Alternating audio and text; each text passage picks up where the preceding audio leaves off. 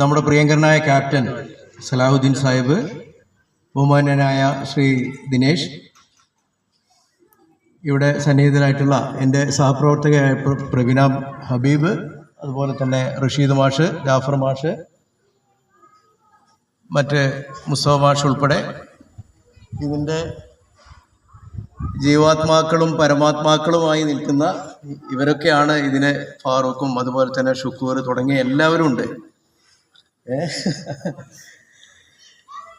അപ്പോൾ ജീവാത്മാക്കളായി നിൽക്കുന്ന അവരെല്ലാവരെയും അഭിനന്ദിക്കാൻ വേണ്ടി ഞാൻ ഈ അവസരം ഉപയോഗപ്പെടുത്തുകയാണ്. നല്ല രീതിയിൽ ഇത് മുന്നോട്ട് കൊണ്ടുപോകുന്നുണ്ട് എന്ന് മനസ്സിലാക്കിയതിൽ അതിയായ സന്തോഷമുണ്ട്. സലാഹുദ്ദീൻ സാഹിബിനോട് ഇതിനെക്കുറിച്ച് ചോദിച്ചപ്പോൾ ഏതാണ്ട് കേരളത്തിൽ ഒട്ടൊക്കെ 3000-ഓളം യൂണിറ്റുകളുണ്ട് എന്ന് പറഞ്ഞു.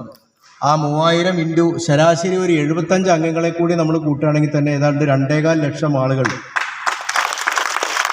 പരപ്രേരണ ഇല്ലാതെ നിങ്ങളുടെ ഭാഗമായി കഴിഞ്ഞു എന്നുള്ളതാണ് വളരെ സന്തോഷകരമായിട്ടുള്ള ഒരു കാര്യം. അതൊരു ചെറിയ വിഷയമല്ല. വളരെ ചെറിയ ഒരു കാലഘട്ടത്തിനുള്ളിൽ മറ്റുള്ള ആളുകൾ കൂടുതലായി പ്രേരിപ്പിക്കാതെ, പഠിപ്പിക്കാതെ, സമ്മർദ്ദത്തിലാക്കാതെ സ്വമനസാലെ ഈ ഒരു വഴിത്താരയിലേക്ക് വന്നു എന്ന് പറയുന്നത് ഈ അടുത്ത കാലത്തൊന്നും കേരളത്തിൽ ഒരാൾക്കും അവകാശപ്പെടാൻ കഴിയാത്ത രൂപത്തിലുള്ള വിപ്ലവകരമായ ഒരു കാര്യമാണ് എന്ന് പുറത്തു നിന്ന് നോക്കി കാണുന്ന ഒരാൾ എന്ന നിലയ്ക്ക് എനിക്ക് പറയാൻ പറ്റും. ഒരു വലിയ കാര്യമാണ്. അതിന് പുറമെ GCC രാജ്യങ്ങളിലൊക്കെ ഇപ്പോൾ ഇതിൻ്റെ സന്ദേശം പോയി അവിടെയൊക്കെ ഇതുപോലെയുള്ള ക്യാമ്പുകളും അതുപോലെ പരിപാടികളും ദൈനംദിന എക്സസൈസും പരിപാടികളൊക്കെ നടന്നുകൊണ്ടിരിക്കുകയാണ്. ഇതാണ് കാലഘട്ടത്തിൻ്റെ ആവശ്യം. ശരാശരി ആയുർദൈർഘ്യം കൂട്ടുക എന്നുള്ളതായിരുന്നു മുമ്പ് ആരോഗ്യ മേഖലയിൽ എപ്പോഴും പറഞ്ഞു കേട്ടിരുന്ന ഒരു കാര്യം. ഒരു 58-60 വയസ്സാകുമ്പോഴേക്കും ആളുകളൊക്കെ ജരാനര ബാധിച്ച് വളരെയധികം പ്രായം ചെന്ന ആൾക്കാരായി പടുവൃദ്ധകളും പടുവൃദ്ധന്മാരുമായിരുന്നിടത്തു നിന്നൊക്കെ ഇപ്പോൾ കേരളത്തിലെ ശരാശരി ലൈഫ് എക്സ്പെക്റ്റൻസി എന്ന് പറയുന്നത് ഇപ്പോൾ 75 വയസ്സാണ്. ശരാശരിയാണ്. 75 വയസ്സ് നമ്മളൊക്കെ ഇവിടെ ഉണ്ടാകുമെന്ന് പ്രതീക്ഷിക്കാം. അള്ളാഹു ദൈവമാണ് ആയുസ്സിടുന്നത്. എന്നാൽ പോലും അങ്ങനെയാണ് ഇപ്പോൾ ഒരു പ്രതീക്ഷ. പക്ഷേ മിക്ക ആളുകളും രോഗാതുരമായ ഒരു മനസ്സുമായിട്ടാണ് ജീവിക്കുക. ഇനി അതല്ലെങ്കിൽ രോഗാതുരമായ ശരീരവുമായിട്ട് ജീവച്ഛവങ്ങളായിട്ട് നമ്മളിങ്ങനെ 75 വയസ്സ് വരെ അല്ലെങ്കിൽ 80 വയസ്സ് വരെ ജീവിക്കുന്നതിലൊന്നും യാതൊരു കാര്യമില്ല. ജീവിക്കുകയാണെങ്കിൽ അതൊരു ക്വാളിറ്റി ലൈഫോട് കൂടിയാണ് ജീവിതം നയിക്കേണ്ടത്.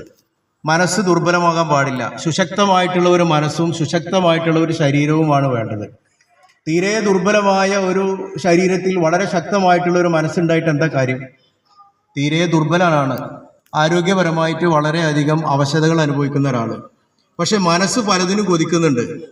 ഒരുപാട് ആവേശത്തോടു കൂടി മനസ്സ് ഇങ്ങനെ പലതും മന്ത്രിക്കുന്നുണ്ട്. പക്ഷെ ശരീരം അനുവദിക്കുന്നില്ല. നന്നേ ചെറുപ്പമാണ് പ്രായം എന്ന് വെച്ചോളൂ.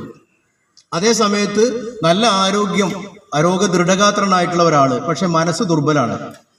ഒരു കാര്യത്തിലും കൃത്യമായിട്ടുള്ള തീരുമാനം എടുക്കാനോ അതല്ലെങ്കിൽ മനസാന്നിധ്യത്തോടു കൂടി ഒരു വിഷയത്തിനെ അഭിമുഖീകരിക്കാനോ നല്ല വിൽപവറോട് കൂടി ഒരു ലക്ഷ്യത്തിലെത്താനോ അവൻ്റെ മനസ്സ് സമ്മതിക്കുന്നില്ലെങ്കിൽ അവന് വലിയൊരു ശരീരം ഉണ്ടായിട്ട് വല്ല കാര്യമുണ്ടോ?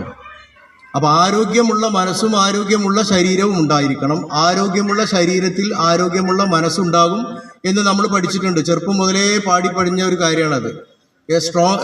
Sound mind lives in A strong body അല്ലെങ്കിൽ സൗണ്ട് ബോഡി എന്ന് നമ്മൾ പഠിക്കാറുണ്ട്. നല്ല സൗണ്ടായിട്ടുള്ള ഒരു മനസ്സുള്ള ആൾക്ക് മാത്രമേ ഒരു സൗണ്ട് ബോഡി ഉണ്ടാവുള്ളൂ, അല്ലെങ്കിൽ സൗണ്ട് ബോഡി ഉള്ള ഒരാളുടെ മനസ്സിന് മാത്രമേ സൗണ്ട് മൈൻഡ് എന്നും പറയാൻ പറ്റുള്ളൂ. ഇത് രണ്ടും പരസ്പര പൂരകങ്ങളാണ്. അതാണ് ഇപ്പോൾ നമുക്ക് അന്യം നിന്നുകൊണ്ടിരിക്കുന്നത്. നമ്മുടെ കുട്ടികളൊക്കെ ക്ഷിപ്രകോപികളാണ്. ഇപ്പോഴത്തെ ചെറിയ കുട്ടികൾ അല്ലെങ്കിൽ പുതിയ തലമുറയെ സംബന്ധിച്ചിടത്തോളം 1 പറഞ്ഞ് 2 പറഞ്ഞ് മൂന്നാമത്തേന് അവർ നമ്മളോട്, അത് അച്ഛനായിട്ടും കാര്യമില്ല, അമ്മയായിട്ടും കാര്യമില്ല, വാപ്പയും ഉമ്മയോ ഉസ്താദോ അധ്യാപകനോ ആരായിട്ടും കാര്യമില്ല, തർക്കുത്തരം പറയും. അടുത്ത പണി റൂമിൽ പോയി വാതിലടക്കും, ഞാൻ കാണിച്ചു തരാമെന്ന് പറയും. അവർ വളരെ വയലൻ്റായിട്ട് നമ്മളോട് പ്രതികരിക്കും. നമ്മുടെ മക്കളാണ്, പറഞ്ഞിട്ട് കാര്യമില്ല. അവർ പുതിയ ലോകക്രമത്തിൻ്റെ ഭാഗമായുള്ള എല്ലാ സംഗതികളുടെയും സവിശേഷതകൾ അവരുടെ സ്വഭാവത്തിലുണ്ട്, അവരുടെ ആരോഗ്യത്തിലുണ്ട്, അവരുടെ മനസ്സിലുണ്ട്. അതിനെയൊക്കെ മാറ്റിയെടുക്കുക എന്ന് പറയുന്നത് ക്ഷിപ്രസാധ്യമല്ല. പതുക്കെ ഈ ഒരു കൾച്ചർ അവരിലേക്ക് കൂടി നമ്മൾ എത്തിക്കുകയാണെങ്കിൽ സ്വാഭാവികമായിട്ടും ഈ ദുർബല മനസ്സിൻ്റെയും അതുപോലെ തന്നെ ദുർബലമായിട്ടുള്ള ശരീരത്തിൻ്റെയും ഉടമകളെയൊക്കെ നമുക്ക് പൊതുധാരയിലേക്ക് കൊണ്ടുവരാനും. ഇപ്പോൾ അംസക്കഥ അവിടെ ഇരിക്കണം, അതേപോലെ നസീർ, ഞാൻ ഇപ്പം നാളൊക്കെ കണ്ടതിനേക്കാളൊക്കെ ചുറുചുറുക്കായ ഒരു വളരെ ആവേശകരമായിട്ടുള്ള. അപ്പോൾ ഞാൻ ഏതായാലും ഈ ബ്ലോക്ക് പഞ്ചായത്ത് പ്രസിഡന്റ് എന്നുള്ള കിരീടം ഞാനും പ്രവീണയൊക്കെ അതിപ്പോൾ ഇറക്കി വെക്കാൻ വേണ്ടി നിൽക്കുകയാണ്. ഇലക്ഷൻ ഡിക്ലെയർ ചെയ്ത് ഇലക്ഷനൊന്ന് നേതൃത്വം കൊടുത്ത് അതിൻ്റെ മറ്റ് പരിപാടികളൊക്കെ കഴിഞ്ഞു കഴിഞ്ഞാൽ ഞങ്ങളൊന്ന് ഫ്രീ ആവും. അപ്പോൾ സലാഹുദ്ദീൻ സാർ ഇവരോടൊന്ന് റെക്കമെൻഡ് ചെയ്യണം. വൈകി വരുന്ന ആൾക്കാരാണെങ്കിലും പ്രവീണിപ്പോൾ തന്നെ ഉണ്ടല്ലോ അല്ലേ, അപ്പോൾ ഇതിൻ്റെ ക്യാപ്റ്റൻ അല്ലേ? അപ്പോൾ എന്നെ പോലെയുള്ള ആളുകൾ, റഷീദ് മാഷുണ്ടോ? ഉണ്ട്, നിങ്ങളൊക്കെ ഉണ്ട്. അപ്പോൾ ഞാനൊക്കെ ഉള്ളൂ ഇപ്പോൾ പുറത്ത്. അപ്പോൾ പിന്നെ നിങ്ങളൊന്ന് കബീറെ നമുക്കൊരു അഡ്മിഷൻ തരണം, ഈ ഇലക്ഷൻ്റെ തിരക്കൊക്കെ ഒന്ന് കഴിയട്ടെ. അപ്പോൾ ഇനിയിപ്പോൾ ഏതായാലും ഇപ്പോൾ ഈ ഇലക്ഷൻ്റെ മൂട്ടിൽ ഞാൻ രാവിലെ നേരം വിളിച്ചിട്ട് ഈ യൂണിഫോമൊക്കെ ഇട്ട് ഇറങ്ങിയാൽ ചിലപ്പോൾ പാർട്ടിക്കാരും അതുപോലെ തന്നെ നമ്മുടെ നേതാക്കന്മാരും കൈകാര്യം ചെയ്യും. അപ്പോൾ ഇതുവരെ ഇല്ലാത്തൊരു ആവേശം ഇപ്പോൾ എക്സസൈസൊക്കെ ആയിട്ട് ഇറങ്ങിയാൽ അതിന് വേറെ വ്യാഖ്യാനം വരും. അപ്പോൾ ഈ ഇലക്ഷൻ കഴിഞ്ഞിട്ട് എന്താണെങ്കിലും ഞാൻ നിങ്ങളുടെ കൂടെ ഉണ്ടാകും. കാരണം ഇത് വളരെയധികം മാറ്റങ്ങൾ നമ്മുടെ നാട്ടിൽ വരുത്തിയിട്ടുണ്ട്, നിങ്ങളുടെ ശരീരത്തിൽ വരുത്തിയിട്ടുണ്ട്, നിങ്ങളുടെ മനസ്സിന് വരുത്തുന്നുണ്ട് എന്നുള്ളതൊക്കെ നമുക്കറിയാം. മാത്രമല്ല എല്ലാവരും കൂടിയിരിക്കുക, എല്ലാവരും അരമണിക്കൂർ ഒന്ന് ഒരുമിച്ചിരിക്കുക എന്ന് പറയുന്നത് ഇന്നത്തെ കാലത്തിൻ്റെ ആവശ്യമാണ്. നമ്മളെല്ലാവരും തിരക്കിലാണ്, ആവശ്യമില്ലാത്ത തിരക്കുമായിട്ട് നമ്മൾ പാഞ്ഞുകൊണ്ടിരിക്കുകയാണ്. എവിടേക്കാണ് ഈ പാച്ചിൽ? ഈ ഒരു ആരോഗ്യമില്ലാത്ത ശരീരവും ദുർബലമായ മനസ്സുമായിട്ട് നമ്മൾ എത്ര പായും? അപ്പോൾ അതിനേക്കാളൊക്കെ നല്ലത് നേരം വെളുക്കുമ്പോൾ ആ പ്രാർത്ഥനയും മറ്റു കാര്യങ്ങളൊക്കെ കഴിഞ്ഞിട്ടൊന്ന് അരമണിക്കൂർ എല്ലാവരും കൂടി ഒന്ന് ഒരുമിച്ചിരിക്കുക എന്ന് പറയുന്നത് വലിയ കാര്യമാണ്. നിങ്ങൾ അതിനപ്പുറത്തേക്ക് പോകുന്നുണ്ട് എന്നതിൻ്റെ തെളിവാണ് ഇവിടെ ശ്രീ ദിനേശ് പറഞ്ഞത്. വയനാട്ടിലും കൊടികുത്തിയിലും അവിടെ ഇവിടെയൊക്കെ ആയിട്ട് പോയി നിങ്ങൾ ഗെറ്റ് ടുഗദറുകളും മറ്റു കാര്യങ്ങളൊക്കെ സംഘടിപ്പിക്കുന്നുണ്ട്.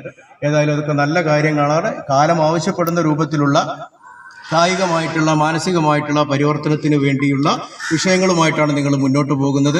നിങ്ങൾ മുന്നേ നടക്കുന്നവരാണ്. അതുകൊണ്ട് തന്നെ എല്ലാവിധ അഭിവാദ്യങ്ങളും ആശംസകളും വിജയങ്ങളും അർപ്പിച്ചുകൊണ്ട് ഉദ്ഘാടനം MLAക്ക് വേണ്ടി മാറ്റിവെക്കല്ലേ?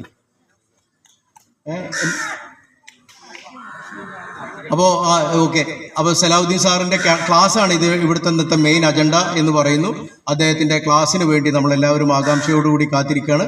എനിക്ക് പെരിന്തൽമണ്ണയിൽ വളരെ അടിയന്തരമായിട്ട് എത്തേണ്ട ഒരു പരിപാടിയുണ്ട്, അതവിടെ തുടങ്ങിക്കഴിഞ്ഞു. അപ്പോൾ അതുകൊണ്ട് ഞാൻ നിങ്ങളുടെ എല്ലാവരുടെയും സമ്മതത്തോടു കൂടി ഇവിടെ നിന്ന് പോകും.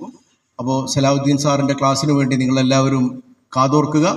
കബീർ പറഞ്ഞ ഒരു വിഷയമുണ്ട്, അതിപ്പോൾ ഇവിടെ അങ്ങനെ പറയാൻ പറ്റില്ല. കാരണം എന്താണെന്ന് വെച്ചാൽ നമുക്ക് ഇതുമായി ബന്ധപ്പെട്ട കാര്യങ്ങളിൽ ഇനി എന്തൊക്കെയാണ് ഇതിൽ സ്പോർട്സിലും അതുപോലെ തന്നെ കായിക രംഗത്തുമൊക്കെ മികവ് തെളിയിക്കുന്ന ആളുകളെ മുന്നോട്ട് കൊണ്ടുവരുന്നതിനുള്ള ഒരു പ്രോത്സാഹന പരിപാടി, അതൊരു പാക്കേജിൻ്റെ ഭാഗമായിട്ട് നമുക്ക് ആലോചിക്കാം എന്ന് മാത്രം പറഞ്ഞുകൊണ്ട് ഈ പരിപാടിക്ക് തുടക്കമിട്ടതായി അറിയിച്ചുകൊണ്ട് ഞാൻ അവസാനിപ്പിക്കുന്നു. നന്ദി, നമസ്കാരം, ജയ് മച്ചൽ.